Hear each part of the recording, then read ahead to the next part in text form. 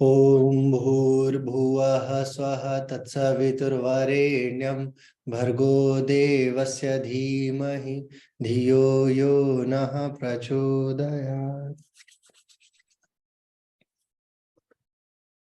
आज का जो विषय है वो बड़ा ही महत्वपूर्ण विषय है और बेहद आसान टॉपिकों में से एक है। पिछले दिनों हमने कोशिका के अध्ययन को जस्टिफाई किया, देखा, जाना और कुछ उसमें से प्रश्न लिए। आज हम लोग जिन बिंदुओं पे अध्ययन करने वाले हैं वो कोशिका के आगे का आयाम है, यानी कोशिकाएं जब आपस में मिलती हैं तो वो एक विशेष संरचना बनाती है जिसे हम लोग ऊतक कहते हैं। ऊतक टॉपिक वैसे देखा जाए तो बहुत विशाल है, परंतु यदि नेट और जेआरएफ के दृष्टिकोण से देखा जाए तो निहायती आसान टॉपिक माना जाता है, क्योंकि इसके जो प्रश्न है वो निर्धारित हैं, बहुत डीप साइंस इसमें इन्वॉल्व ही नहीं होती है। तो बस एक कनेक्टिव टिश्यू में जब ब्लड और बोन्स के सेक्शन में आते हैं तो प्रश्नों की श्रृंखला थोड़ी बढ़ जाती है, परंतु एज अ टिश्यू अगर हम सिर्फ टिश्यू देखें और उनके प्रकार को ना छुए, सिर्फ प्रकार को पढ़ते हुए आगे बढ़ जाए तो हमारे पास में टिश्यू जैसा आसान टॉपिक और कहीं नहीं मिलता है। आज जब हम लोग बात टिश्यू की कर रहे हैं तो सबसे पहले मैं आपके समक्ष एक स्लाइड शेयर करता हूं। इसमें से हम लोग कुछ प्रश्नों को लेना शुरू करेंगे। ये टिश्यू जो है वो एक अत्यंत महत्वपूर्ण टॉपिक है। सबसे पहले जानते हैं कि टिश्यू कहाँ किसे जाता है। आप लोग इसको मार्क आउट करते रहिएगा, जब भी आपको जहां लगे कि आपको इसको फिगर आउट करना है या मार्क करना है तो आप मार्क कर लीजिएगा। टिश्यू में सबसे जो पहला बिंदु है वो है कि टिश्यू जो है वो सेम टाइप की कोशिकाओं का समूह है। ऐसा नहीं है कि सारी कोशिकाएं मिलके और ऊतक बनाने लग जाती हैं। किसी भी प्रकार की कोशिका मिलके ऊतक नहीं बनाएगी। जो एक टाइप की कोशिका होती हैं वो सारी मिलती है तो लगभग एक प्रकार का ऊतक बनता है। ऊतक वैसे तो कई प्रकार के होते हैं, लेकिन मुख्य तौर पे हम लोग उसे 4 भागों में बांटते हैं। अभी आगे इसके विषय में अध्ययन करेंगे। Tissue is an ensemble of similar sales. मैंने आपको बताया सेम प्रकार की कोशिका है। जैसे रक्त की जो कोशिका है वो भी कनेक्टिव टिश्यू का ही एक प्रकार है, और हड्डी जो है वो भी कनेक्टिव टिश्यू के प्रकारों में से ही एक है, परंतु उन दोनों की कोशिकाओं में अंतर है। यानी जो ब्लड सेल्स होती है, आरबीसीज होती है उसमें, और ओस्टियोप्लास्ट ओस्टियोब्लास्ट जो कोशिका है जिससे हड्डी बनती है, वो ये दोनों कोशिकाएं अलग अलग प्रकार से होती हैं, और ये जब एक साथ मिलती हैं तो एक प्रकार का ऊतक बनता है। ऊतकों में भी कई प्रकार विभाजित किए गए कालांतर में। पहले तो ये माना जाता था कि एक ही प्रकार का ऊतक है, सारे शरीर में 4 ऊतक को बांट दिया गया और उन्हीं चारों ऊतकों को देखा गया, परंतु कालांतर में जब इसका अध्ययन शुरू हुआ तो देखा गया कि नहीं, ऐसा नहीं है। ये चारों ऊतक भी कई सारे हिस्सों में बांटे जा सकते हैं और उन हिस्सों का भी अध्ययन अब किया जाता है। एक्स्ट्रा सेलुलर मैट्रिक्स क्या होता है? एक्स्ट्रा सेलुलर मैट्रिक्स जो होती है, जैसे कोई कोशिका है, कोशिका के अंदर जो उसका साइटोप्लाज्म है और उसके अंदर जो अंगक है, इन सब के समूह को एक्स्ट्रा सेलुलर बोला जाता है। मतलब सेल के अंदर जो उपस्थित अंगक हैं उन्हें माना जाता है ना। सेम ओरिजिन, जो एक ही स्थान से जन्म ले और एक ही प्रकार के कार्य को करे, उसको मिला के बनता है क्या? टिश्यू। टिश्यू शब्द जो है वो फ्रेंच शब्द टिश्यू करके एक शब्द होता है फ्रेंच में, उससे उद्बोधित है, उससे लिया गया है। एक बार जीएस के किसी पेपर में मैंने ये प्रश्न देखा था कि टिश्यू शब्द निम्न में से किस भाषा का शब्द है। हालांकि ऐसे प्रश्न नहीं पूछे जाते हैं, परंतु संभावनाओं की दुनिया है, कुछ भी कहा जा नहीं जा सकता है एक्यूरेट तौर पे। तो आप ये याद रखिए कि ये टिश्यू जो है वो फ्रेंच शब्द है ना। इसका मतलब क्या होता है? फ्रेंच शब्द का मतलब ये है वीव। वीव का मतलब होता है बुनना। जैसे स्वेटर बुना जाता है, कपड़ा बुना जाता है ना, वैसे ही बुनने से संबंधित जो होता है उसे टिश्यू बोला जाता है। और इसको सबसे पहले किसने देखा था? जेवियर बिचट ने देखा था। ये देखिए, है ना, जेवियर बिचट। ये बिल्कुल इंपॉर्टेंट लाइन है, आपको इसको मार्कआउट कर लेना चाहिए। जेवियर बिचट जो है वो हिस्टोलॉजी के फादर कहे जाते हैं। हिस्टोलॉजी क्या होता है? ऊतक विज्ञान का अध्ययन हिस्टोलॉजी कहा जाता है। एक बात और आपको ध्यान देने योग्य है, वो ये है कि जो टिश्यू कल्चर है, ऐसे कोशिकाओं का भी जो कल्चर है, जो कोशिका विज्ञान का अध्ययन होता है, वो भी क्या कहा जाता है? साइटोलॉजी, है ना। उसका भी एक नाम है। ऐसे ही जितनी भी विधाएं हैं आज के समय में, वो सारी की सारी विधाएं किसी ना किसी विशेष नाम के तहत जानी जाती हैं, यानी कुछ विशेष जो है नाम उसमें दिया जाता है। ठीक है, तो हिस्टोलॉजी जो शब्द है वो आता है ऊतक विज्ञान के अध्ययन के लिए। फादर ऑफ हिस्टोलॉजी कौन है? जेवियर बिचट। ऐसे ही अगर साइटोलॉजी की बात की जाए तो कौन है? साइटोलॉजी के विषय में कौन बताएगा? साइटोलॉजी के पिता कौन है कोशिका विज्ञान? Robert Hooke. हाँ, हुक। तो ऐसे आपको एक दूसरे से समामेलित करके याद रखना है ना, अपने को एक एक पॉइंट को फिगर आउट करते हुए चलना है। Xavier Bichat, father of histology. अच्छा, इसमें अध्ययन में कुछ और मूलभूत बातें देखी गई कालांतर में। क्या कि the classical tools for studying tissues और प्रेफिन ब्लॉक। देखिए, जब टिश्यू कल्चर अध्ययन किया जाता है तो इलेक्ट्रॉन माइक्रोस्कोप तो बहुत बाद में आया था। उसके पहले जो है कुछ तरीके के ब्लॉक्स पे रख के कोशिकाओं को सेग्रीगेट किया जाता था और फिर अध्ययन किया जाता था, जिसमें histological stain, optical microscope, paraffin block, इन सब का उपयोग किया जाता रहा। हालांकि इलेक्ट्रॉन माइक्रोस्कोप और इम्यूनो फ्लोरोसेंस जो होता है, इसका भी उपयोग किया गया। और जो इसमें खासतौर पे फ्रोजन टिश्यूज को, जो बहुत कम तापमान पे सेव रखा जाता है, शरीर के अंग से अगर कोई टिश्यू निकाला गया तो उसको बहुत -डिग्री पे रखते हैं और उसको सेव रखते हैं, तो उन टिश्यूज का अध्ययन जो है प्रेफिन ब्लॉक और optical microscope, histological stain, electron microscope इत्यादि से किया जाता है। ये मेडिकल डायग्नोसिस इत्यादि में कार्य आता है। अब बात करते हैं ऊतकों का प्रकार कितना है। देखिए, ऊतक जो है वो बेसिकली मानवों में 4 प्रकार का देखा गया है। उन चारों के भी कुछ विशेष प्रकार निर्धारित हैं। उन चारों का भी मोबाइल के ऊपर पूरा स्लाइड नहीं दिखता है, तो नहीं दिखता प्रभु, तो मैं क्या कर सकता हूँ बताइए ना। मोबाइल के ऊपर बाद में रिकॉर्डिंग देखिएगा, फिर और क्या किया जा सकता है। हाँ, तो या मोबाइल को आप क्षैतिज कर लीजिए, अगर लंबवत देख रहे हैं तो उसे क्षैतिज कर लीजिए, तो दिखेगा जरूर।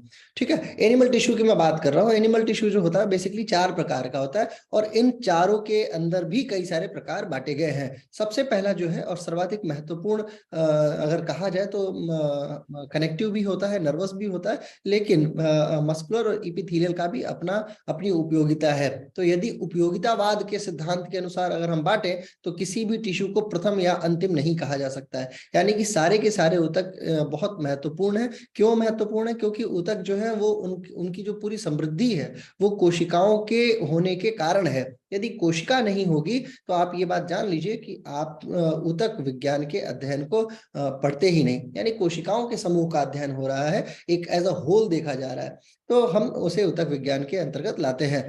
कनेक्टिव टिश्यू जो होता है, इसका काम क्या है? शरीर को जोड़े रखना। शरीर के अंदर जो जितने भी प्रकार के जो कनेक्टिविटी है, उस कनेक्टिविटी को जोड़ के रखना, ये इसका महत्वपूर्ण कार्य होता है। तो म्यूट रहा कीजिए, ये कौन है जो अभी ज्वाइन किया है? म्यूट रहिए प्लीज। तो क्षमा कीजिए, बीच बीच में थोड़ी बाधाएं आती रहती हैं। बहरहाल, तो मैं आपको कनेक्टिव टिश्यू के विषय में बता रहा था कि जो कनेक्टिव टिश्यू है, ये शरीर के महत्वपूर्ण भागों को जोड़ने वाले तथ्यों को लेकर चलता है। जैसे रक्त मान लीजिए, जैसे हड्डियां मान लीजिए, तो ये कनेक्टिव का होगा। मसल्स के विषय में तो आप विशेष तौर पर जानते हैं, जो आपकी मांसपेशियां हैं जिसके कारण से आपकी शरीर चलायमान है। यदि आपकी मांसपेशियां शिथिल हो जाए, इसके अंदर उत्प्रेरण ना पहुंचे, तो मांसपेशियां आप बिना मांसपेशियों के कोई कार्य नहीं कर सकते। इनफैक्ट आपका जीवन भी बाधित हो जाएगा, क्योंकि जो हृदय की पेशियां होती है, जिसको हम कार्डियक मसल्स बोलते हैं या हृदय पेशियां बोलते हैं, वो भी मस्कुलर टिश्यूज के द्वारा ही संचालित हैं। तो ऐसे में मस्कुलर टिश्यूज का भी अपना उपयोग है और जीवनदायी होता है। लेकिन नर्वस उससे भी ज्यादा है। नर्वस इसलिए ज्यादा जरूरी है क्योंकि बिना संवेग के आपकी मसल्स भी किसी आवेग का निर्धारण नहीं कर सकती, यानी आप चलायमान नहीं हो सकते। जो पैरालिसिस के केसेस होते हैं, जो इस तरीके का केस है जिसमें हाथ पांव काम करना बंद कर चुका है, तो वो कंडीशन जो है वो भी एक कठिन कंडीशन मानी जाती है और उस कंडीशन के द्वारा भी आपकी शरीर चलायमान नहीं है। यानी कि नर्वस टिश्यूज के जो स्पार्क्स होते हैं, जो उसमें संवेग जो चल रहा है, उस संवेग की भी अपनी उपयोगिता है। और इपिथेलियल जो होती है वो कवरिंग लेयर के तौर पे जानी जाती है। अगर इपिथेलियल ना हो तो आप अपने शरीर के अंदर उत्पादित विभिन्न प्रकार के रसायनों से अपने ही शरीर का नाश कर बैठेंगे। यानी कि जैसे मान लीजिए हाइड्रोक्लोरिक एसिड और कुछ और एसिडों के द्वारा आपका पेट जो है वो भोज्य पदार्थों को पचाता है, परंतु जैसे ही यदि हम उसमें अगर इपिथेलियल की लेयर अंदर से हटा दें, तो आप यकीन मानिए आपकी शरीर जो है वो अपने अपने मतलब आपका पेट आपके पेट को ही पचा देगा। तो ये सारे के सारे ऊतक जो है वो अत्यंत महत्वपूर्ण है। हमें बेसिक बात ये याद रखनी है। प्रश्न ये बन सकता है कि ऊतकों का कितना प्रकार होता है ना, और ऊतकों का क्या क्या उपयोग है, जैसे किसी मसल्स का नाम दे दिया, बोला ये निम्न में कौन सा ऊतक है, तो इसको हम जानने के लिए वन बाय वन करके पढ़ना शुरू करते हैं। हम सबसे पहले लेते हैं इपिथीलियम की लेयर को। इपिथीलियम क्या होता है और किस प्रकार से कार्य करता है, इसके विषय में हम लोग अध्ययन करने वाले हैं। इपिथीलियम जो है वो जो है एक्टोडर्म और इंडोडर्म से बेसिकली निकलता है ना। एक्टोडर्म का मतलब अपर लेयर जो है, अपर लेयर को बोलते हैं। इंडोडर्म का मतलब आंतरिक जो लेयर है, ठीक है, खासकर स्पंजीज में होती है, with a small contribution from mesoderm forming the endothelium, a specialised type of epithelium that composes the vasculature, है ना। तो देखिए ऐसा ना, ये पूरा का पूरा एपिथेलियम अगर हम लोग देखते हैं तो बेसिक बात यह है एपिथेलियम के विषय में सामान्य भाषा में कि जो अपर लेयर होती है, जो कवरिंग लेयर होती है, वो सारी की सारी एपिथेलियम होती है। बेसिकली एक्टोडर्म का मतलब जो बाहरी आवरण हो गया और एंडोडर्म का मतलब आंतरिक आवरण हो गया। एग्जाम्पल के तौर पे जो आपका मान लीजिए मुंह है, तो ये अपर जो लेयर जो बन के आ रही है, ये पूरी जो स्किन है हमारी, ये एपिथेलियम का एक्टोडर्म का उदाहरण है। एंडोडर्म का उदाहरण जैसे तालू है, अपर आप अंदर से टच करेंगे तो उसको भी अंदर से एक कवरिंग लेयर मिलती है, वो लेयर जो है वो एंडोडर्म का एक उत्कृष्ट उदाहरण है। एपिथेलियम बेसिकली कवरिंग के तौर पे जानी जाती है। जिस भी अंगक में, मान लीजिए प्रश्न कैसे पूछता है कि क्या कहते हैं, स्किन जो है वो निम्न में से किस प्रकार का होता है, तो स्किन क्या कर रही है, कवर कर रही है, उसका महत्वपूर्ण कार्य कवरिंग का है, तो डेफिनेटली वो एपिथेलियम का प्रकार होगी।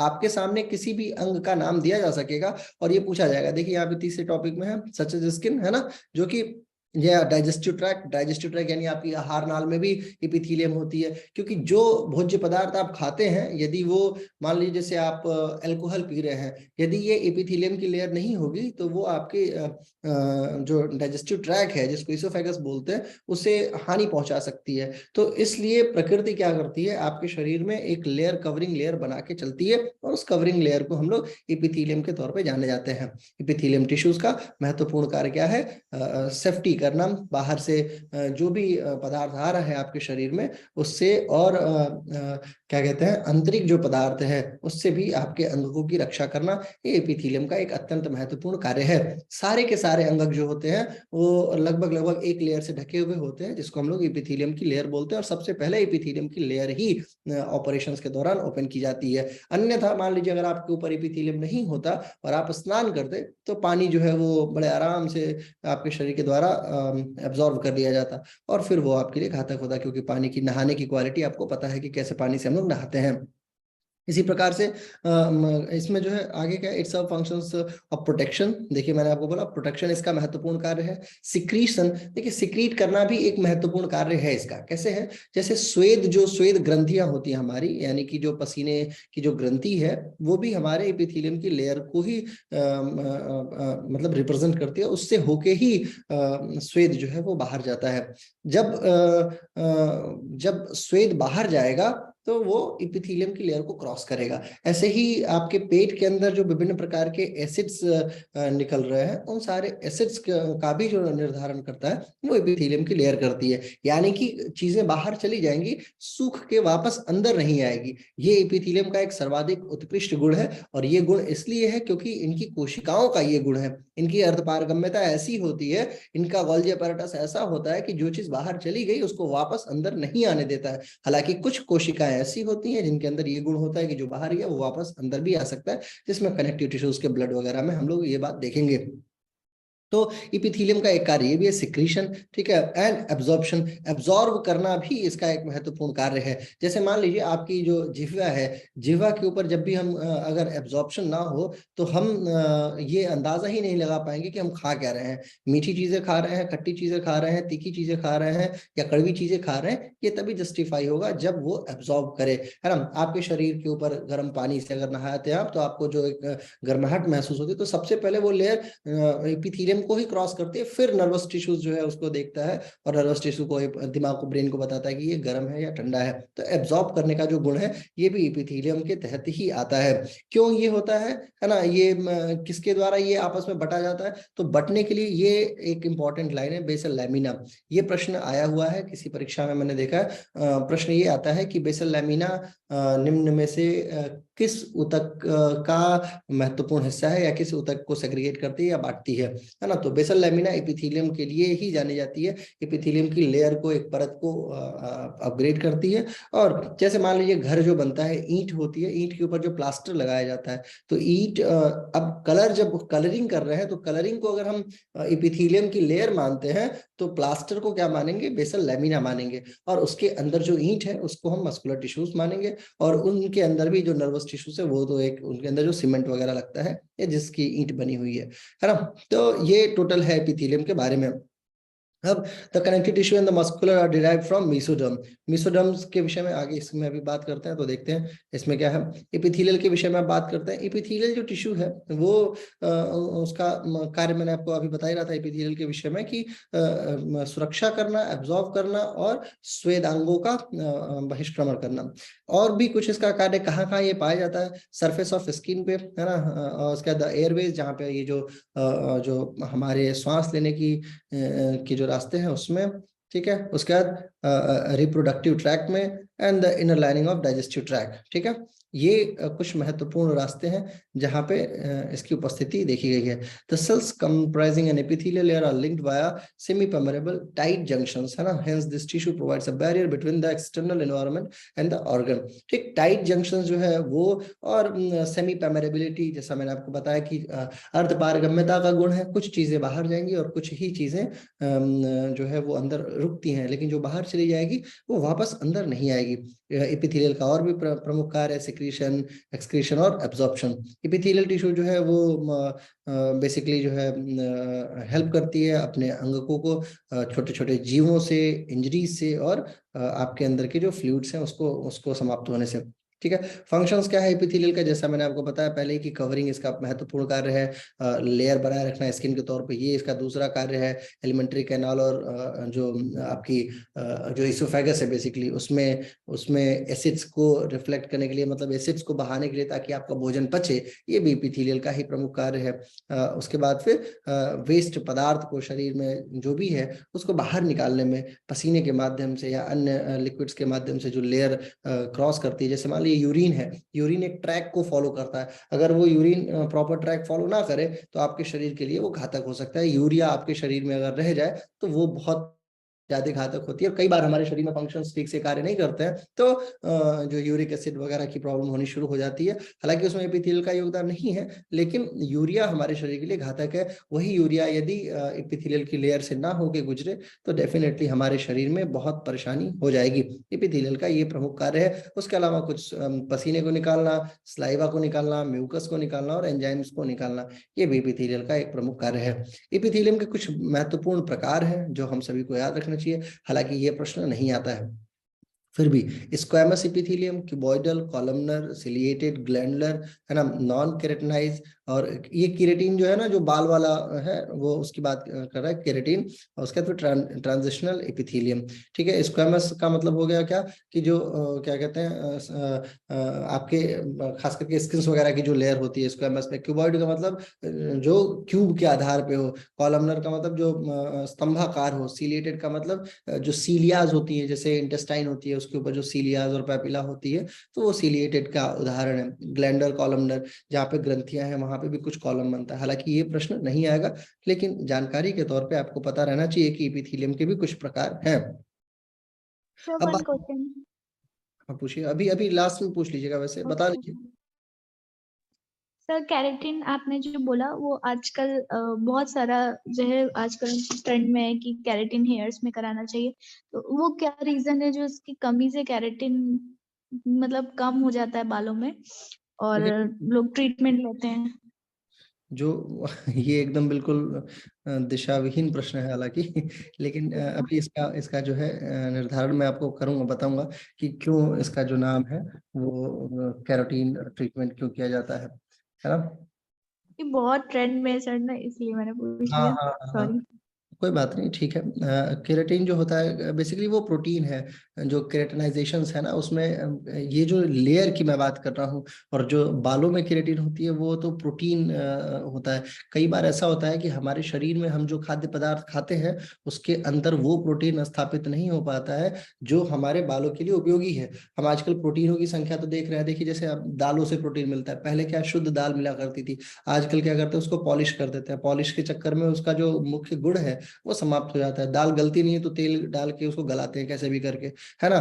पनीर जो है आजकल पनीर में इतनी मिलावट है, टोटल भारत में दूध का उत्पादन यदि 1,000 लीटर है तो उसकी खपत जो है वो 5,000 लीटर की है, तो जबकि सबके घरों में दूध जाता है। तो ये दूध दूध तो दूध जा रहा है, छाछ भी जा रही है, पनीर भी जा रही है ना। तो ये सब गलत पदार्थ हम लोग खा रहे हैं। जापान में एक किताब प्रकाशित हुई है अभी थोड़े दिन पहले, उसमें एक शोध पत्र हुआ है, उसमें देखा गया है कि एक पर्टिकुलर एरिया है जापान में जहाँ का हर व्यक्ति 100 साल बड़े आराम से जिंदा रह जाता है। जब वो 100 साल जीवित रह जाता है तो उसके पीछे के कारण को लोग देखने की कोशिश किए कि आखिर ये कारण क्या है, वो व्यक्ति 100 साल क्यों जिंदा रह रहा है। तो लोगों ने पाया कि यहाँ का खान पान इतना उत्कृष्ट है, इनकी उत्कृष्टता इस बात का निर्धारण करती है कि वो लोग अच्छे से जीवित रहते हैं। हमारे यहाँ ऐसा नहीं है। तो जब ऐसा नहीं है तो हम क्या करते हैं, man made human made process में लग जाते हैं। तो हम क्या करते हैं, केराटिन जो व्यवस्थित तौर पे है उसको अपने शरीर के विभिन्न विभिन्न अंगों में लगाने लगते हैं। कई बार ऐसा होता है कि जो जिम में जाते हैं वो भी ऐसे ही प्रोटीनों का सेवन करने लग जाते हैं और वो भी शरीर के लिए हानिकारक है। तो ये संबंध उसका उससे, हालांकि ये जो मैं आपको प्रकार बता रहा हूँ ये उस प्रोटीन के रास्ते के तौर पे स्थापित है। यानी कि बाल जो ऊतक है ना, देखिए बाल अगर आप खा लेंगे, फॉर एग्जाम्पल मान लीजिए मैं अपने बाल को कट करूं और इसको घोंट जाऊं, तो ये हमारे पेट में अपाच्य है, ये पचेगा नहीं। तो नहीं पचेगा, इसके पीछे कारण इसलिए क्योंकि इसका जो निर्माण है, बाकी विभिन्न प्रकार के ऊतकों को पचाने की क्षमता है। यदि आप मान लीजिए अलग अलग ऊतकों को नहीं पचा सकते, कनेक्टिव टिश्यूज को नहीं पचा सकते, खून पी लीजिए आप किसी का बड़े आराम से पच जाएगा, है ना। क्या कहते हैं, मांस खा लीजिए किसी का तो भी पच जाएगा। लेकिन अगर वही बाल खा लीजिए या चमड़ी का अपर लेयर खा लीजिए आप, तो या सीलियाज खा लीजिए, तो वो पचा पाना मुश्किल है पेट के लिए। तो ये लेयर्स की बात है। बहरहाल कनेक्टिव टिश्यूज की तरफ चलते हैं। कनेक्टिव टिश्यू जो है वो बहुत विशाल टॉपिक माना जाता है और बड़ा जबरदस्त टॉपिक भी है। इसको अभी तो थोड़ा सा हम टचअप दे रहे हैं, कल इसके बिंदु को पढ़ेंगे कि कनेक्टिव में आखिर होता क्या क्या है। कनेक्टिव टिश्यूज जो है वो बेसिकली आपके जैसा इसका नाम है कनेक्टिव ना, इसका इसका काम भी बिल्कुल वैसा ही है। इसका कार्य क्या है, आपके शरीर के अंदर के विभिन्न प्रकार के तत्वों को या तत्वांगों को जोड़ के रखना। Connective tissues are fibrous tissues made up of cells separated by non living material which is called extracellular matrix. जो जैसा मैंने आपको बताया कि जो नॉन लिविंग मटेरियल्स है जो साइटोप्लाज्म के अंदर में उपस्थित हैं उनके द्वारा अलग किया जाता है और अलग थलग किया जाता है, और इसमें एक्स्ट्रा मैट्रिक्स भी पाई जाती है। ये प्रश्न एक बार आया हुआ है कि निम्न में से किस में एक्स्ट्रा सेलुलर मैट्रिक्स पाई जाती है, किस ऊतक में, तो वो कनेक्टिव टिश्यू का एक अत्यंत उत्कृष्ट उदाहरण है। इसके अलावा अन्य किसी भी टिश्यू में एक्स्ट्रा सेलुलर मैट्रिक्स का उतना उदाहरण नहीं देखा गया है जितना कि कनेक्टिव में दिखता है। क्यों? क्योंकि ये रिजिड भी बनाती है, इसकी जो कोशिकाएं हैं वो रिजिडिटी को भी शो करती है, तो बहुत सौम्यता को भी शो करती है। अन्य जो है वो सेम प्रकार के, जैसे कनेक्टिव में उदाहरण है बोन्स, उसकी जो कोशिकाएं हैं ओस्टियोप्लास्ट, ओस्टियोक्लास्ट, ओस्टियोब्लास्ट, ये कोशिकाएं अत्यंत रिजिड हो जाती हैं कैल्शियम वगैरह के मिलने के बाद। परंतु इसी के उदाहरण के तौर पे ब्लड भी है, रक्त है, जो लिक्विड फॉर्मेशन में रहता है। तो ये द्वैधी भाव शो कर सकने की क्षमता जो है वो कनेक्टिव टिश्यू में ही है। It develop from mesenchyme derived from mesoderm. जैसा मैंने आपको बताया कि ये प्रश्न, ये एक टॉपिक है, ये बड़ा जबरदस्त टॉपिक है कि ये कनेक्टिव टिश्यू का डेवलपमेंट ऑर्डर क्या है, कनेक्टिव टिश्यू निम्न में से किसके द्वारा डेवलप होता है। तो ये डेवलप जो है या किसके द्वारा निर्गत है या किसके द्वारा क्या कहते हैं बहिष्कृत है या बहिर्गमित है, किसके द्वारा बाहर जाता है, किसके द्वारा बनता है, किसके द्वारा निर्माणाधीन है, तो वो मेसेनकाइम। ये बात बिल्कुल याद रखने की है। मेसेनकाइम के विषय में आप थोड़ा सा एक्स्ट्रा भी पढ़ लीजिएगा, हालांकि इतना डीप नहीं पूछेगा लेकिन मेसेनकाइम के विषय में नहीं पूछेगा, इतना याद होना चाहिए कि ये बनता किससे है, वो है मेसोकाइम से।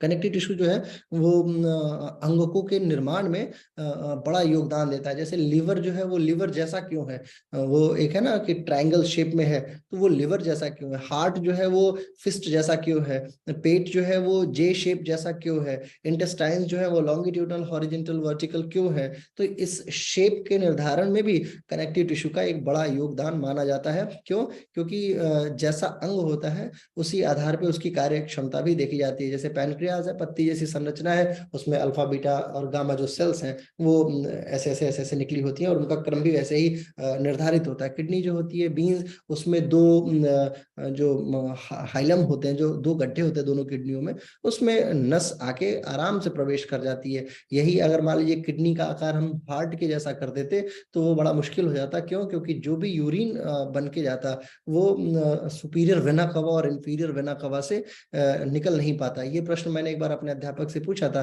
कि सर एक काम करते हैं, इसको जो है मर्ज कर देते हैं, सारे अंगों के रूप को आपस में परिवर्तित कर देते हैं। अब कल्पना कीजिए कि शरीर कैसी होगी।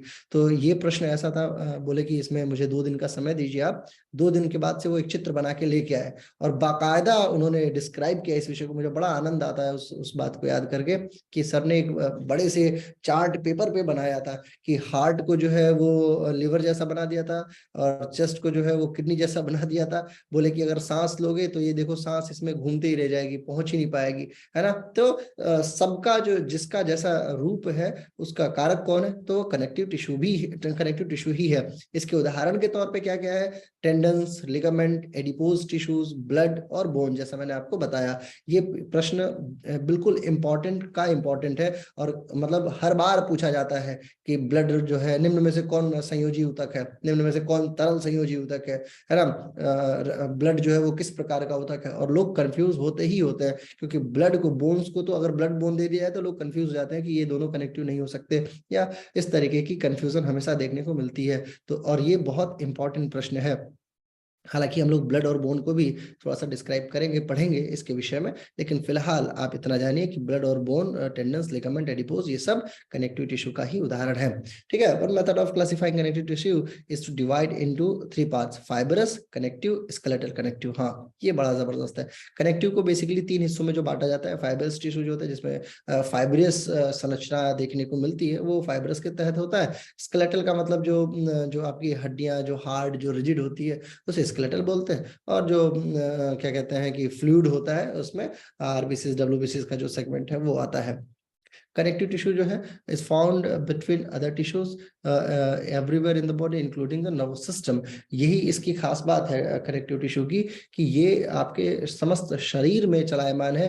क्यों चलायमान है? क्योंकि ऑक्सीजन नामक जो बैंक अकाउंट है वो सिर्फ इसी के पास में है, यानी कनेक्टिव टिश्यू के पास में ही ऑक्सीजन की सर्वाधिक मात्रा होती है। क्योंकि इसका एक प्रकार है रक्त, और रक्त में हीमोग्लोबिन होता है और हीमोग्लोबिन में ऑक्सीजन रहता है जो कि ऑक्सी हीमोग्लोबिन बनाता है। ये बात आपको याद रखनी चाहिए कि ब्लड के अंदर हीमोग्लोबिन होता है जो ऑक्सीजन से क्रिया करके ऑक्सी हीमोग्लोबिन बनाता है, और वही ऑक्सी हीमोग्लोबिन आपके समस्त शरीर में दौड़ रही होती है, और उसी ऑक्सी हीमोग्लोबिन के द्वारा ही आपके समस्त शरीर की कोशिकाएं चलायमान है। क्योंकि उनके अंदर की माइटोकॉन्ड्रिया को ऑक्सीजन पहुंचाने की जो योग्यता है वो सिर्फ और सिर्फ ब्लड के अंतर्गत ही आती है। तो ये भी एक बहुत इंपॉर्टेंट टॉपिक है। द 3 मेनिंजिस समझते हैं आप। जो मेनिंजाइटिस एक रोग होता है दिमाग के अंदर की कंडीशन है, membrane that involve the brains, है ना। 3 प्रकार की जो एक लेयर होती है, जिसमें एक और 3 प्रकार में इसके इतर भी बताता हूँ आपको।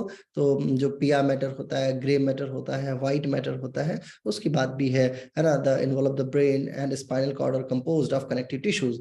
ये भी एक इम्पॉर्टेंट, क्या मोस्ट इम्पॉर्टेंट प्रश्न है, और अभी तक अछूता है। मुझे पता नहीं क्यों अछूता रहा है, मतलब आया नहीं है, परंतु इसके आने की संभावना बहुत हद तक है। स्पाइनल कॉर्ड की जो कोशिकाएं हैं या स्पाइनल कॉर्ड है बेसिकली, वो निम्न में से किस ऊतक का उदाहरण है? अगर ये प्रश्न आया तो लोग मस्कुलर टिश्यू में कंफ्यूज होंगे, ये गारंटी है ना। तो कनेक्टिव में और मस्कुलर, क्योंकि कनेक्टिव में दिमाग में ये बन जाता है कि या तो रिजिड होगा या तो क्या कहते हैं फ्लूइड होगा, लेकिन ऐसा नहीं है।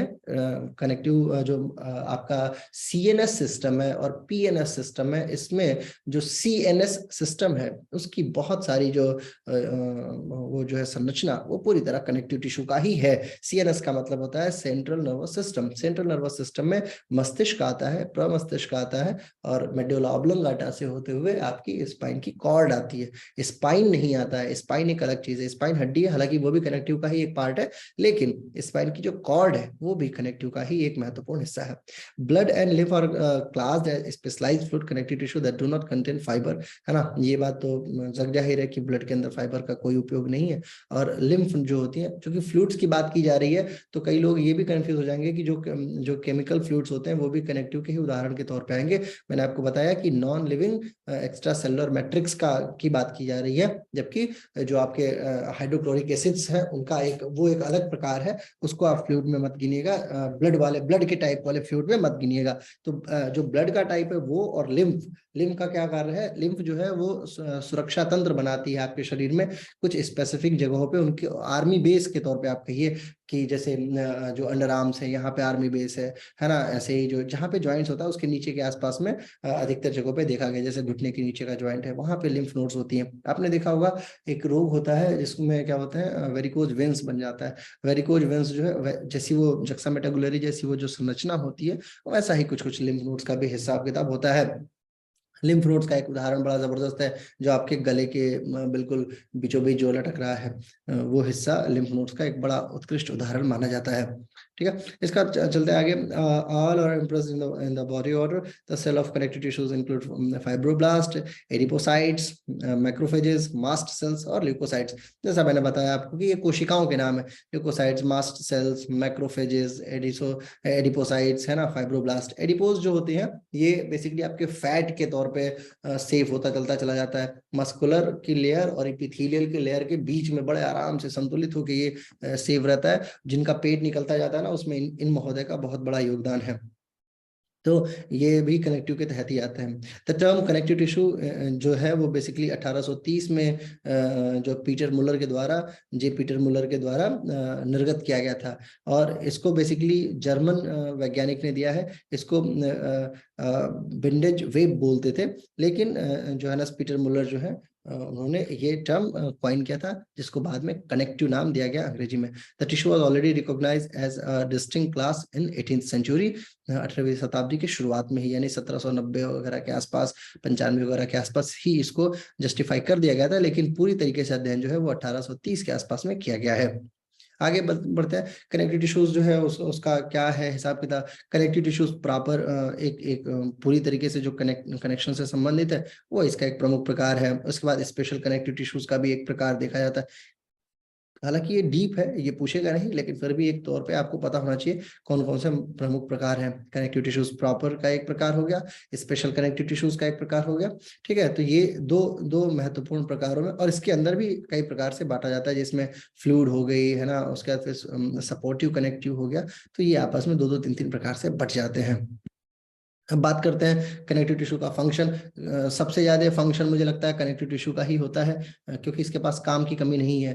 हड्डी का काम है आपके शरीर को स्थिरता प्रदान करना, रक्त का कार्य है ऑक्सीजन लेके जाना, विभिन्न प्रकार के न्यूट्रिएंट्स को लेके जाना। आपके शरीर में जो जो कार्य है क्या कहते हैं रक्त का, वो सारा जो है वो कनेक्टिव टिश्यू का कार्य मान लीजिए, है ना। उसके बाद एक ये महत्वपूर्ण कार्य, elastic fibre made of elastin and fibrillin also resistant to stitch forces, they are found in the wall of large blood vessels in certain ligaments, particularly in ligament of flava.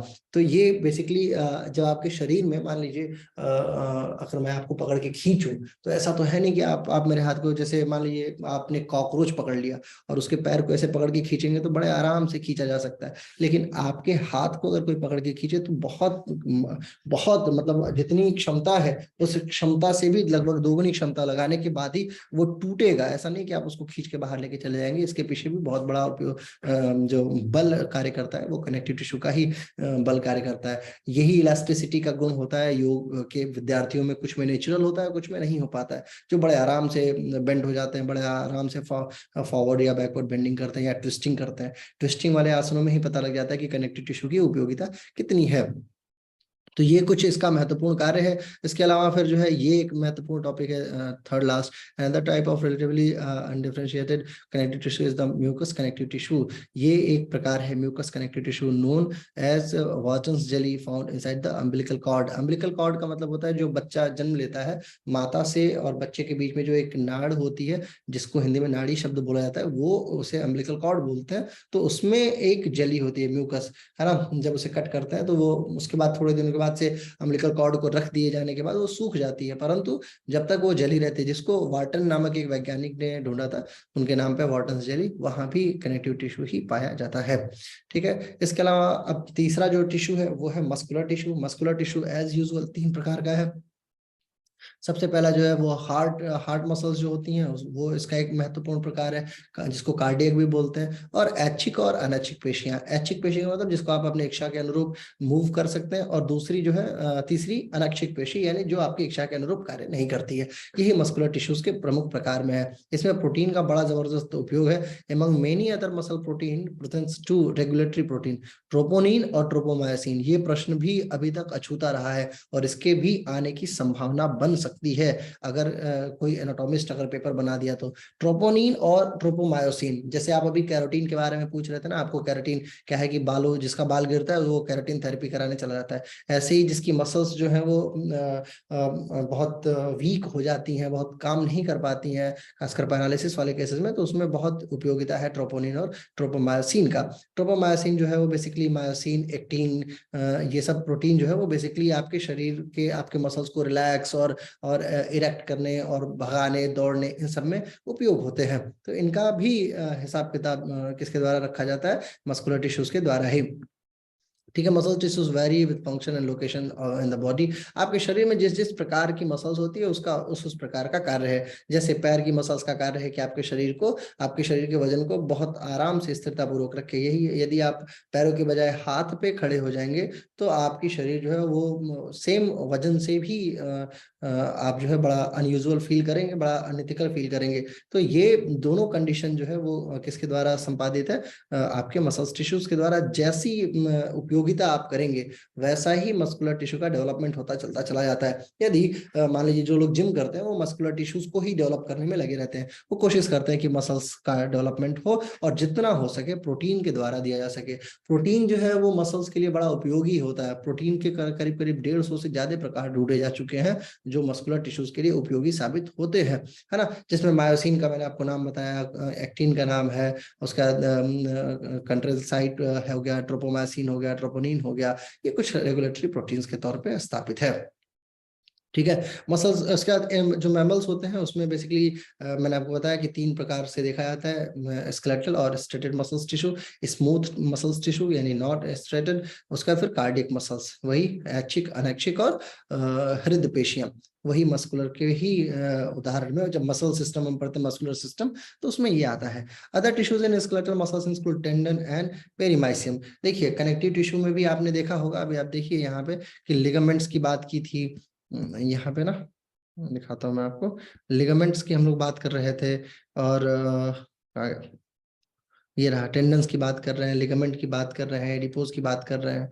तो यहाँ कनेक्टिव में भी tendons का नाम है। और फिर इधर भी मस्कुलर टिश्यूज में भी हमें देखने को मिल जाता है कि क्या है, other tissues in skeletal muscles include tendon and perimysium. Perimysium क्या है? जो बाहरी आवरण को बांधे रखने वाला जो वो हिस्सा होता है उसको हम पेरीमाइजियम बोलते हैं। सामान्य तौर पे पेरिकार्डियम आपने सुना होगा, हार्ट में यूज होता है। ऐसे ही आपके लंग्स में भी पेरिक शब्द का उपयोग होता है। पेरिक का मतलब जो बाहर से बांधने का कार्य करता है। ठीक है। और टेंडन जो है वो बेसिकली, अब यहाँ पे सवाल ये है कि टेंडन जो है वो किस में आएगा? अगर मान लीजिए ये प्रश्न आ गया कि मस्कुलर टिश्यूज में आएगा या क्या कहते हैं उसमें आएगा, कनेक्टिव में आएगा, तो आप पहले ये जस्टिफाई कीजिए कि वो किस तरीके का टेंडन, क्योंकि टेंडन का स्पेसिफिक नाम दिया जाता है। हालांकि ये विवादास्पद हो जाता है तो इसलिए ये प्रश्न आने की संभावना नहीं बनती है, लेकिन फिर भी यदि आता है तो आप टेंडन को मस्कुलर में ही लेके चलिएगा। कनेक्टिव का हिस्सा बनेगा लिगामेंट,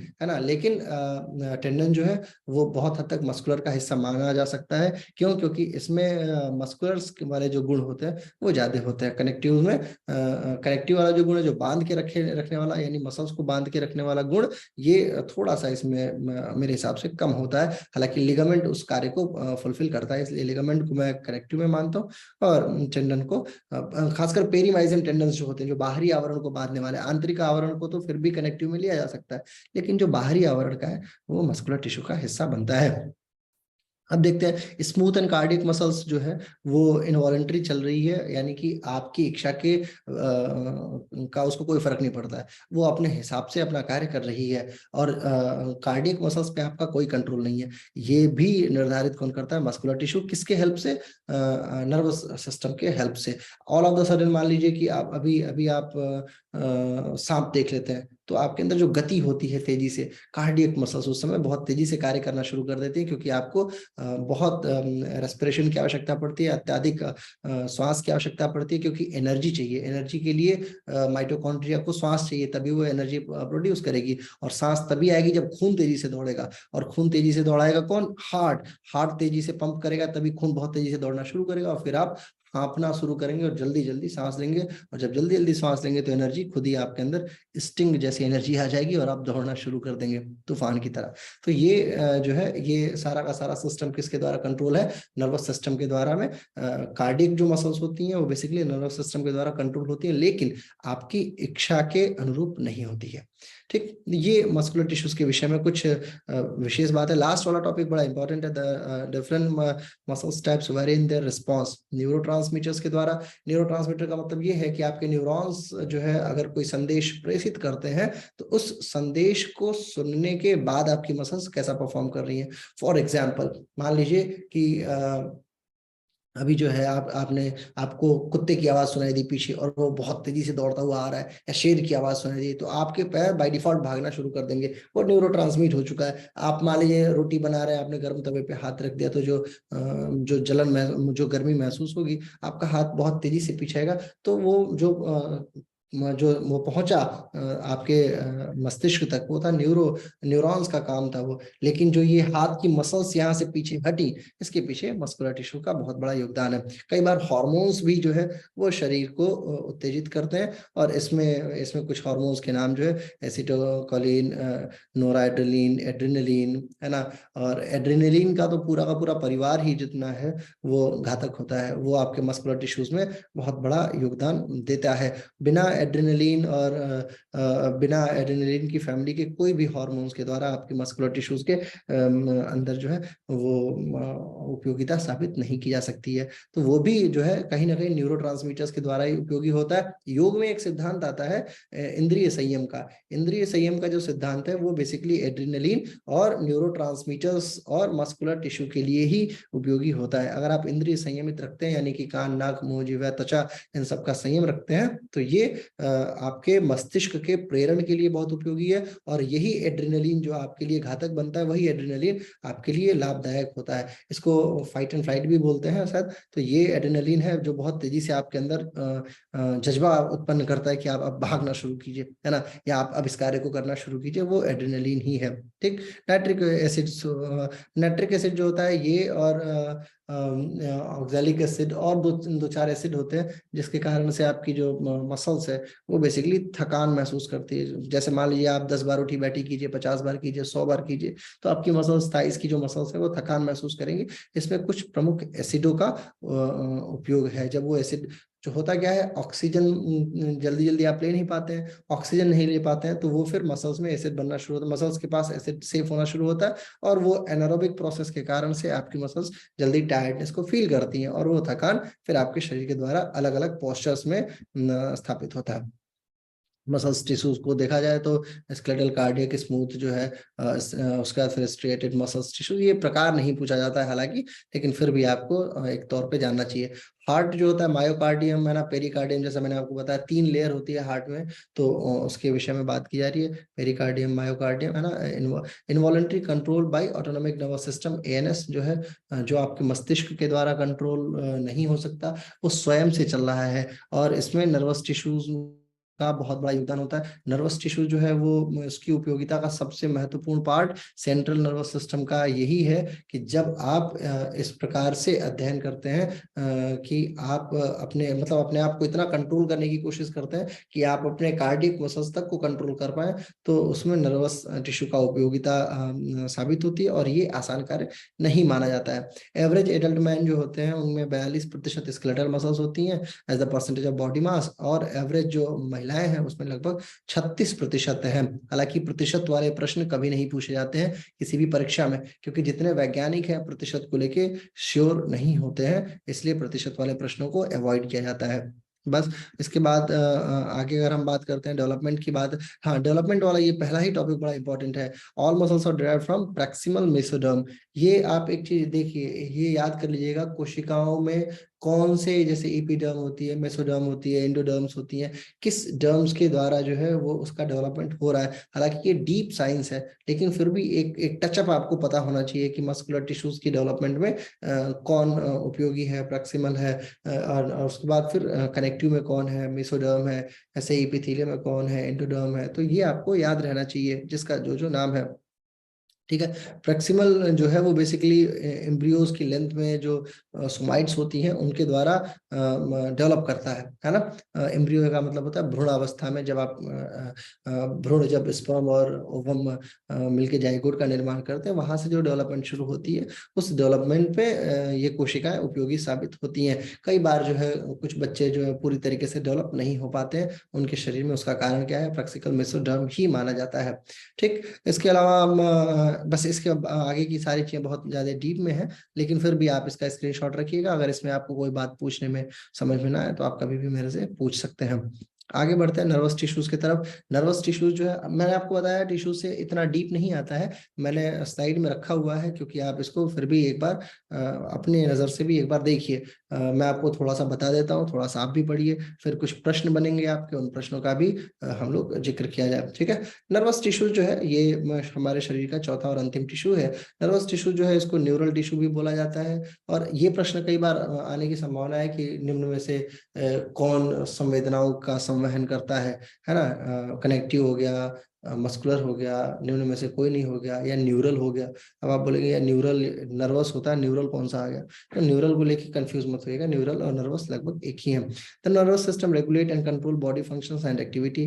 जैसा मैंने आपको बताया, आप, मैं बोल पा रहा हूँ, मैं देख पा रहा हूँ, मैं सुन पा रहा हूँ, इन सब के पीछे नर्वस टिश्यू का कार्य है। मेरी उंगलियां कार्य कर रही हैं, मेरे हाथ पैर कार्य कर रहे हैं, इसमें दिमाग ऑर्डर दे रहा है, ये सब नर्वस टिश्यू का कार्य है। बेसिकली इसको दो हिस्सों में बांटा जाता है, सीएनएस और पीएनएस, सेंट्रल नर्वस सिस्टम और पेरिफेरल नर्वस सिस्टम। ये प्रश्न पूछा हुआ है कि जो है शरीर में कितने नर्वस टिश्यू, नर्वस सिस्टम है वो कितने प्रकार का होता है। सीएनएस और पीएनएस दो प्रकार का। सीएनएस में दो चीजें होती हैं, ब्रेन और स्पाइनल कॉर्ड, और पीएनएस जो है वो जितनी भी बाकी इनसे नर्व्स निकलती हैं समस्त शरीर में संवेदनाओं के संवहन के लिए, वो पीएनएस का के तहत आता है।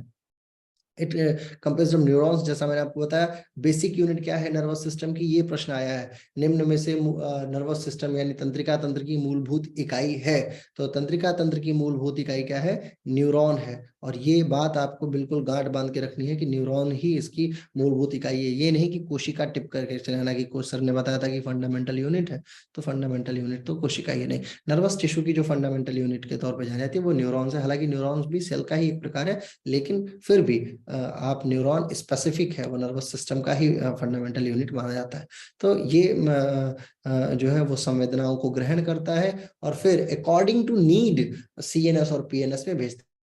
जैसे मान लीजिए आप मोटरसाइकिल चला रहे हैं, 100 की रफ्तार से मोटरसाइकिल चला रहे हैं, और सामने से एक उड़ता हुआ कीड़ा आता है, तो आपकी आंख बाय डिफॉल्ट बंद हो जाती है। वो आपके दिमाग ने ऑर्डर नहीं दिया आपकी आंख को, वो आपकी जो कॉर्ड है, स्पाइन की कॉर्ड है, उसका ऑर्डर है। क्योंकि दिमाग का जो ऑर्डर है उसकी अपेक्षा स्पाइनल कॉर्ड के जो ऑर्डर्स प्रति संवेदित होते हैं वो सामान्यतः तीव्र गति से होता है। ठीक है, जैसे आपने गर्म तवे पे हाथ रखा, आपका हाथ बहुत तेजी से वापस आया, इसके पीछे भी कौन कारक है, इसके पीछे भी महत्वपूर्ण कारक है आपका ये आपकी कॉर्ड। ठीक है, इसमें क्या है, अच्छा एक्सॉन भी, ये भी प्रश्न आया हुआ है कि निम्न में से तंत्रिका तंत्र का निम्न में से कौन तंत्रिका तंत्र से संबंधित है। एक्सॉन, ठीक है, इसको याद रखिएगा। एक्सॉन, न्यूरॉन, डेंड्रॉन्स, ये सब जो है नर्वस टिश्यू के तहत ही उपयोगी होते हैं। क्या इसका कार्य है? फंक्शंस ऑफ नर्वस सिस्टम और सेंसरी इनपुट, जैसा मैंने आपको बताया। सेंसेशन को, जैसे मच्छर आपको यहाँ काटता है तो आप यहाँ नहीं मारते हैं, आप यही मारते हैं। ये सेंसेशन, और ये ऐसा नहीं कि सोच के मार रहे हैं कि मच्छर, पहले कि मच्छर महोदय मुझे काट रहा है दिमाग में, तो फिर आपके हाथ को एक ऑर्डर रहेगा कि हे हाथ महोदय आप उठिए और जाइए और दाहिने गाल पे आप जो है मध्य हिस्से पे जोर से मारिए। ऐसा नहीं है, वो काटा दिमाग में गया, वो सोच के खुद ही पहुंच जाता है। आप जब तक सोचे तब तक मच्छर जो है वो उसके प्राण पखेरु जो है वो यमराज के पास पहुंच जाते हैं।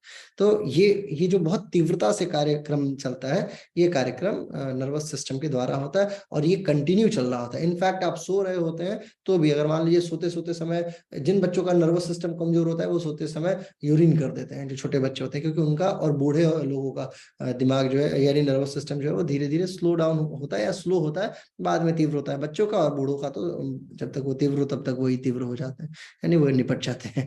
तो ये कंडीशन है नर्वस सिस्टम की।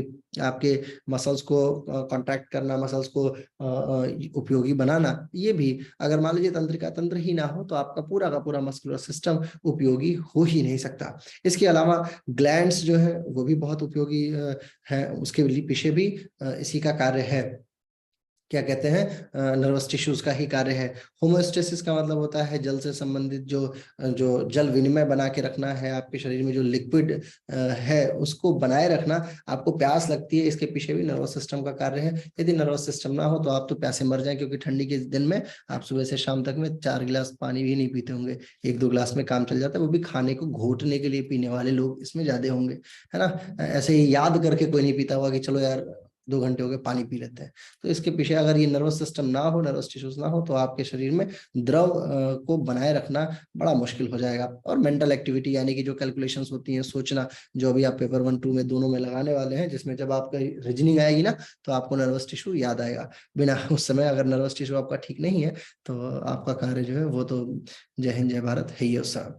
नर्वस टिश्यू जो है वो न्यूरॉन्स के द्वारा बेसिकली बनता है, और नर्व सेल इसे बोलते हैं, या न्यूरोग्लियल सेल भी बोला जाता है।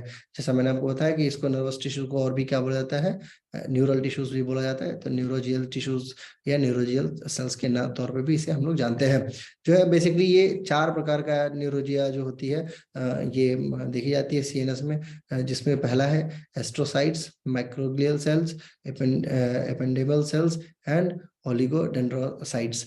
देखिए डेंड्रॉन्स जो होते हैं ना, वो भी इसी का हिस्सा है। डेंड्रॉन्स मैंने आपको बताया, डेंड्रॉन, एक्सॉन, न्यूरॉन, ये सब जो है जहाँ पे ये ऑन ऑन शब्द करके आएगा, ये न्यूरो से संबंधित होता है। और ये जो साइट्स है ये सब कोशिका से संबंधित है। ईपी का मतलब होता है जो अपर लेयर से संबंधित होती है। तो ये इतना डीप वैसे पूछे जाने की संभावना नहीं है।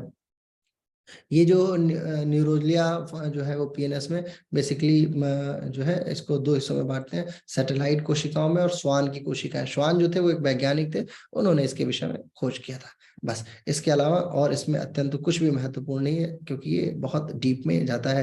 हालांकि नर्वस सिस्टम पूरा का पूरा एक टॉपिक है आपके सिलेबस में, उसमें हम लोग इसको और डीप से पढ़ेंगे, ठीक है। ये वही सारी बातें हैं कि क्या एस्ट्रोसाइट्स क्या होती है, ओलिगोडेंड्राइट्स क्या होता है, एंजिटोग्लिया क्या होती है, स्वान सेल्स क्या होती हैं। जब हम लोग नर्वस सिस्टम पढ़ेंगे तो इस सिस्टम इसको इसको और ब्रॉड में थोड़ा सा डिस्कस करेंगे। क्या कि ये गैंग्लियॉन्स क्या होता है, इधर ही गैंग्लियॉन्स होगा कहीं, ये रहा सैटेलाइट ग्लियल सेल्स, ये देखो गैंग्लिया है। तो गैंग्लिया का क्या कार्य है ना, ग्रुप ऑफ सेल्स क्या होती हैं, ये सब एक एक टॉपिक के तहत आता है, और ये हम लोग अध्ययन करेंगे आगे आने वाले समय में, ठीक।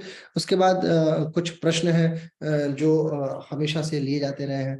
जैसे फॉर एग्जांपल अब एक प्रश्न ये देखिए, which is the muscular tissue found in organism the function through out life without any fatigue. बताइए कौन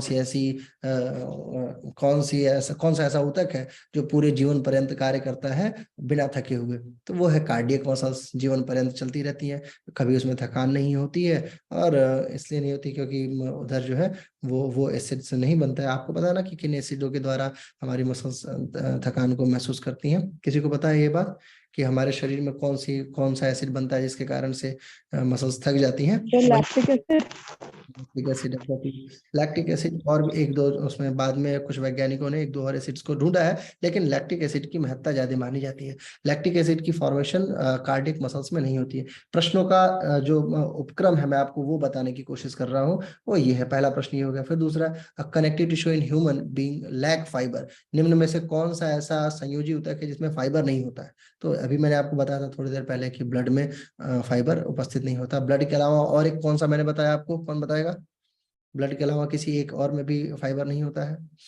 लिम्फ में बोला सर आपने। लिम्फ में, एग्जैक्टली, बहुत बढ़िया। अब मुझे अच्छा लग रहा है कि आप लोग ध्यान से पढ़ रहे हैं, मुझे ऐसा नहीं लग रहा है कि मैं सिर्फ प्रवचन दिए जा रहा हूँ। अच्छी बात है। इसी तरीके से 3-4 और प्रकार है क्वेश्चन प्रश्नों का, देख लीजिए। प्रोटेक्टिव टिश्यू कौन है शरीर का? Connective tissue. प्रोटेक्टिव टिश्यू है वो प्रोटेक्शन दे रहा है। ये endoderm, endoderm, epithelium. Epithelium. Endoderm कौन सा टिश्यू होता है? Epithelium sir. Epithelium, exactly. Epithelium का कार्य है आपके शरीर को सुरक्षा प्रदान करना, अभी मैंने बताया है। एपिथेलियम पे ज्यादा डिस्कशन किया हूं, जबकि मैं, है ना। Which tissue help in healing, healing कौन करता है? Muscular tissue. लो, उल्टा सीधा बता रहे हैं सब। मस्कुलर टिश्यू के पास क्या है? वो तो गरीबी में जीवन यापन कर रहा है, उसके पास तो कुछ भी ऐसा नहीं है कि जिसको देख के वो क्या हील करेगा। मसल फट जाएंगे तो उनको उनके पास आएगा कौन? कौन लेके आएगा आपके द्वारा खाई हुई दवाओं को? कौन है जो उसका ध्यान रखेगा? कलेक्टिव। है ब्लड, कनेक्टिव टिश्यू। ब्लड, हाँ एग्जैक्टली। ब्लड, हाँ, तो ब्लड का कार्य है। दिमाग लगा के सोचिए कि देखिए अगर कुछ ऐसा हो जाए तो, लेकिन ज्यादा देर तक दिमाग में नहीं लगाना है। ये नहीं कि 1 घंटे एपिथेलियल टिश्यू। नहीं नहीं, ठीक है, कनेक्टिव का कार्य है, एपिथेलियम का कार्य नहीं है। एपिथेलियम तो सिर्फ सुरक्षा देता है, हील करने में। एपिथेलियम खुद ही फट जाए, मान लीजिए स्किन आपकी फट जाए, एक्सीडेंट हो गया, फट गई स्किन, तो अब स्किन कहाँ से जुड़ेगी? कौन उसको ध्यान रखेगा? सबसे पहले लाएगा ब्लड, एक थक्का बनाएगा, उधर जो है एक एक फेब्रिल की जाल बिछाएगा, फिर धीरे धीरे अपने अपने लोगों को पहुंचाएगा कि चलो भाई, अपने मजदूरों को लेके पहुंचेगा धीरे धीरे कि चलो वहाँ हील करना है। ठीक है। Which tissue help in keeping the body warm in the following given options? Given options है नहीं, वो मैंने उड़ा दिया। बताइए कौन ऐसा टिश्यू है जो आपके सर शरीर? Adipose tissue sir. बहुत बढ़िया। ठीक है। और इसी प्रकार से ये प्रश्न है, आपको इन प्रश्नों को ध्यान देना चाहिए। यूरिनरी ब्लैडर किसके द्वारा अलाइन होता है? आउटर ईयर जो है वो किसके द्वारा मेड है? ऐसे आउटर नोज पूछ दिया, आउटर आइज पूछ दी, कुछ चेहरा कुछ भी उल्टा सीधा पूछ देगा दिमाग लगा के, है ना। पूछने वालों की कोई गारंटी नहीं है। अब ये कैसा प्रश्न है? आउटर ईयर मेड ऑफ, किसके द्वारा बनता है ये बात? कान क्या, कुछ भी किसके द्वारा बनता है? कान को छोड़ो, अब कान आ गया तो कंफ्यूज मत हो जाना कि यार कान का तो मैंने पढ़ा नहीं है। कार्टिलेज ही होगा सर शायद, जहाँ तक है आई थिंक सो। देखिए मैं वही कह रहा हूँ ना कि आपको ये देखना है कि इसमें प्रकार किसका किसका है और किसके द्वारा आपको जस्टिफाई करना है। अब नाक की ये जो लेयर होती है, ये वाली जो हड्डी होती है, ये क्या है? ये वाली हड्डी जो है, इसके अलावा, है ना, इसके बाद फिर इधर इधर की जो हड्डियां हैं जिसको मैंडिबल बोलते हैं, मैंडिबल के पास बनता है, तो इसका क्या उपयोग? ये इपिग्लॉटिस है, ये किसके द्वारा बनता है? तो ये सब, हालांकि इन सारे विषयों को अभी हम लोग, कल का जो टॉपिक है हमारा वो इसी विषय पे आधारित है। तो मुझे लगता है कि टिश्यू को हमें जितना जानना था हमने उतना टचअप ले लिया है। ये जितने टिश्यू के प्रकार है ना, ये सारा का सारा आपके सिलेबस में टॉपिक भी है, मतलब ब्रॉड तौर पे। जैसे मस्कुलर टिश्यू को हमने सिर्फ टच दिया है, मसल सिस्टम पूरा का पूरा मस्कुलर सिस्टम है, तो मस्कुलर सिस्टम जब आप पढ़ेंगे तो टिश्यू का सारा गुण उसमें आ जाएगा। नर्वस टिश्यू को सिर्फ टचअप दिया है, नर्वस के विषय में पूरा का पूरा एक सिस्टम ही है, नर्वस सिस्टम के विषय में अध्ययन करना है। एपिथेलियम जो है, स्किन वगैरह, वो हम लोग बाय डिफॉल्ट पढ़ेंगे। कनेक्टिव तो बहुत डीप में पढ़ना है, क्योंकि ब्लड, बोन्स, कार्टिलेज, लिगामेंट, ये इसमें से 50 सवाल बन सकते हैं, तो ये डीप में पढ़ने का विषय है। अब अभी तक जो मैंने बातें की हैं, इसमें यदि आपको कुछ समझ में आया हो तो आप मुझे बताइए, नहीं आया हो तो भी मुझे बताइए। कुछ आया समझ में कि नहीं आया? सर एनाटॉमी के लिए कौन सा बुक आप प्रीफर करोगे रेफर करने के लिए? गुप्ता जी, अनंत प्रकाश गुप्ता। ओके सर जी। और अनंत प्रकाश गुप्ता के अलावा लूसेंट की किताब को भी प्रेफर कीजिए आप। लूसेंट जो है वो बहुत बड़ा, जो साइंस होती है लूसेंट की, वो बिल्कुल 100 आउट ऑफ 100 क्वेश्चंस दे देगी, जो ऑब्जेक्टिव लूसेंट होती है। तो लूसेंट को भी फॉलो कीजिए, वो बड़ा जबरदस्त है। इनफैक्ट आप एप्लीकेशन डाउनलोड कर लीजिए सर ना। बुक का नाम एक बार फिर से बता दीजिए। और अनंत प्रकाश गुप्ता, अनंत प्रकाश गुप्ता, मैं इधर लिख के भेज देता हूँ, ANANT प्रकाश गुप्ता।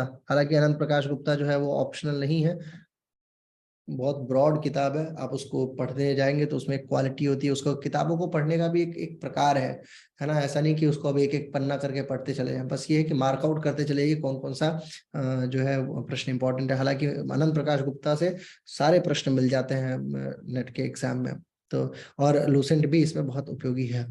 ठीक है, चलिए फिर आज की कक्षा को यहीं समाप्त करते हैं। अभी वीडियो में अपलोड करके लिंक भेज दूंगा, तो जो लोग आज नहीं जुड़ पाए हैं उनको आप भेज दीजिएगा। देखने में ये आया है संज्ञान में कि कोई मूर्ख बालक है जो ग्रुप में से नंबर निकाल निकाल के लड़कियों को मैसेज कर रहा है, तो ऐसे लोगों से बचिए। किसी भी अनजान चेहरे से जब यदि वो पैसे की मांग करे तो भी बचिए देने से। लोग आजकल पता नहीं क्या क्या, मैं देख रहा था एक दिन बता रहा था कोई कि वो आपके पे ट्रांसफर कर देंगे और ओटीपी वगैरह उनके फोन पे चला जाएगा, ऐसा कोई सिस्टम कर। सर स्कैनर भेज देते हैं और बोलते हैं कि आपके पास इतने पैसे आ जाएंगे। हाँ, तो वो सब ऐसे लोगों से थोड़ा सा दूरी बना के रखिए जितना हो सके, है ना। अनजान लोगों से खासकर देखिए। अच्छे जब राम का जन्म हुआ था, जब वशिष्ठ वगैरह लोग यज्ञ किया करते थे, तो वहां पे राक्षस रहते थे। वो क्या करते थे, खाते थे मांस और फेंक देते थे, है ना। तो ये ऐसा यज्ञ पूरा ही नहीं होता है जब तक जिसमें बाधाएं ना आए, और ऐसी बाधाओं को बड़े आराम से टैकल किया जाना चाहिए। मैंने भी उन्हें व्हाट्सएप कॉल करके बता दिया है कि देखिए हम लोग पूरी तरीके से रजिस्टर्ड संस्था है, हमें आपके ऊपर केस करने में बहुत ज्यादा परेशानी नहीं होगी, तो आप परेशान मत कीजिए, प्रताड़ित मत कीजिए, खासकर बच्चियों को। मैं भारत में नहीं हूँ और ऐसी कंडीशन में बच्चे जो है वो परेशान हो जाते हैं। मेरे पास 20 से ज्यादा लड़कियों ने मैसेज भेजा है। तो ये सारी जो चीजें हैं वो